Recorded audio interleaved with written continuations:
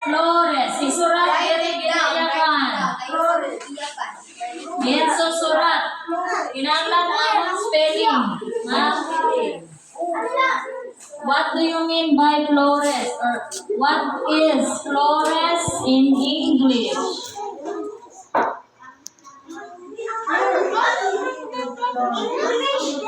Hey, what is Flores in English?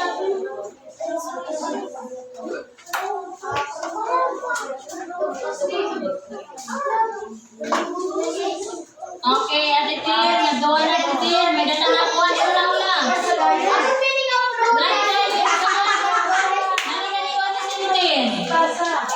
Okay, may nakakorek na. Okay, dali-dali. Flores means what? Okay, flowers. Next question. Pas-pas na mo. Okay, what do you mean? What is the English of Mayo? Go! Surat din. Kanilang tintin. Kunang mana. Okay, Sabronyo. Again, what is Mayo in English? May. Okay, yan na. Sige. Ano ang English ng Flores de Mayo? Go! Sige, pas-pas. Or mauman na, Flores de Mayo, ipasa kanina didintin. Anong English ito? Flores de Mayo, go! Correct spelling dapat. Okay, another. Okay, correct. The answer is what? Flowers of May. Okay, next. What is the symbol of flowers? It symbolizes what? Ano man? Ang symbol ng flowers. Wrong spelling is wrong.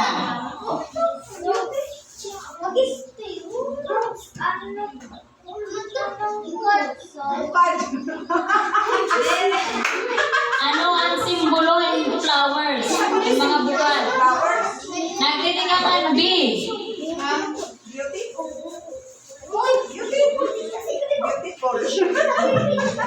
Oh, syllables. Dumala ka syllables.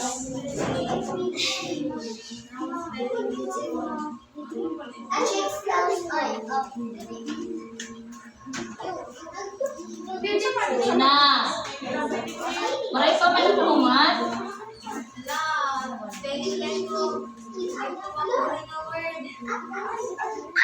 Okay. Basta kanina titintin. Flower symbolizes blank.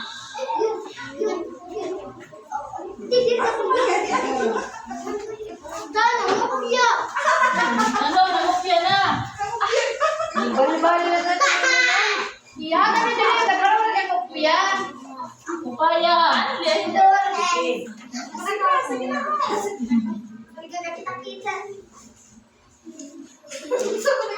Okay, sige.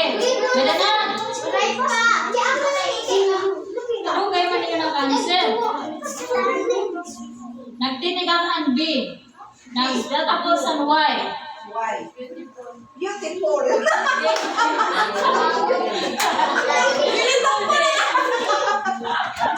Sige na yun. Sige, hindi. Oh, wrong spelling.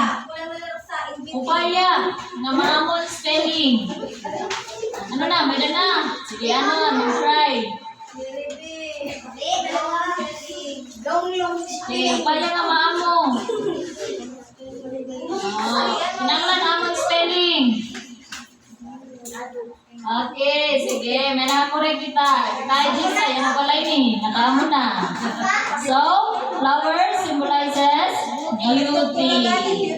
So, in the Tagalog na kita ang bukad, ibig sabihin, beautiful kita. No? Magbasay kita.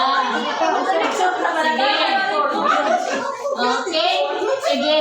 Why is it na May man din sa celebrate and Flores de Mayo. Sige, pwede hawin na rin, pwede in English. Kaya ano nga Mayo man din sa celebrate and Flores de Mayo.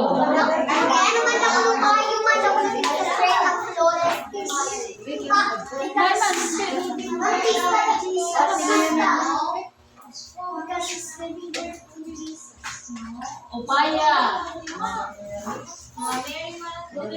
Kay ano nga ha, Mayo man din sa celebrate and Flores de Mayo. Upaya. Makalimot dahil yung gusto mo.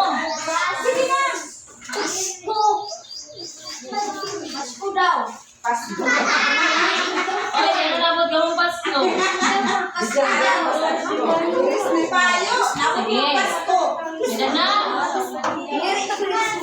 Pwede hawin na right, pwede ha in English. Ang rason. Sige.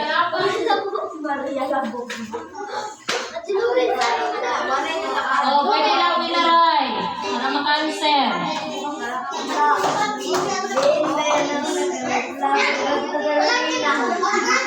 Why did we celebrate Flores de Mayo on May? Kaya naman May man.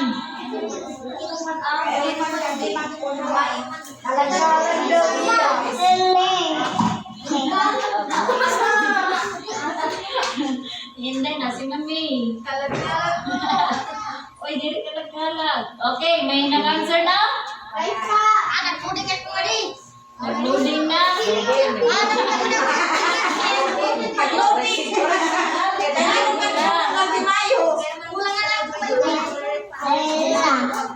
Oh, kaya naman Mayo. Celebrate ang Flores de Mayo.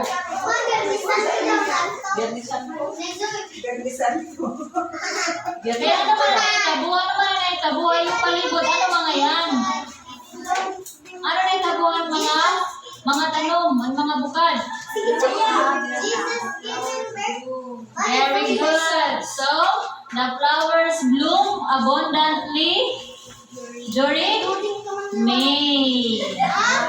Kada ngayon, mas damo daw ang namumukad na mga tanom.